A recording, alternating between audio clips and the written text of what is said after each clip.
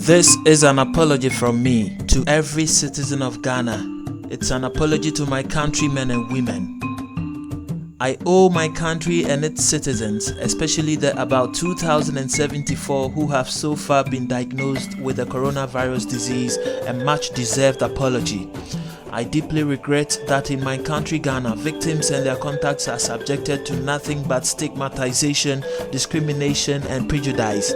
For instance, why should my own family and community for that matter abandon me because I tested positive for coronavirus disease, knowing very well that it was through no deliberate action of mine that I got infected?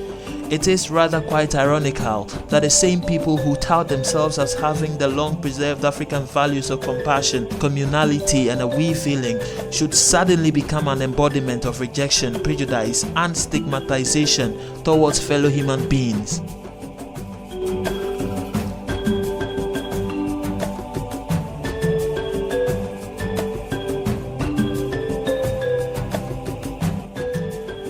The pandemic has really taught us how ludicrous we can sometimes be. Otherwise, I'm still here to understand the wisdom in the stigmatization perpetrated against persons who, having gone through mandatory quarantine, finally test negative for the virus.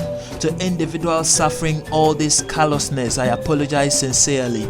I have seen doctors and nurses who have the expertise in handling patients rather fleeing from health centers for their dear lives, mostly because they have not been supplied with the PPE they need to work, or they simply cannot take chances with their own lives.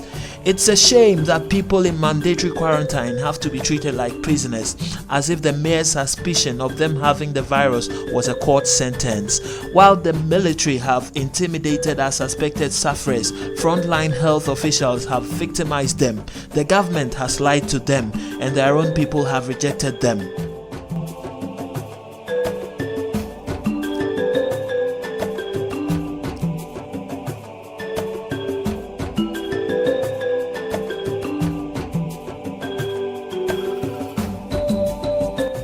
We must not hide behind social distancing to reveal our inherent callousness towards these victims of circumstances. Of course, we can practice physical distancing while drawing closer to them mentally and emotionally by empathizing with them and then showing them the compassion they so much deserve in these terrible times. As a citizen, I take responsibility for all the pain people have to go through, and I wholeheartedly apologize for it, even though I am not the direct cause.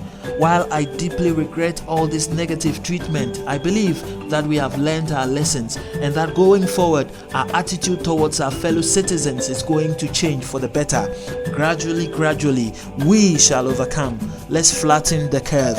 Let's stop the spread of coronavirus disease. At the end of the day, Ghana will surely prosper.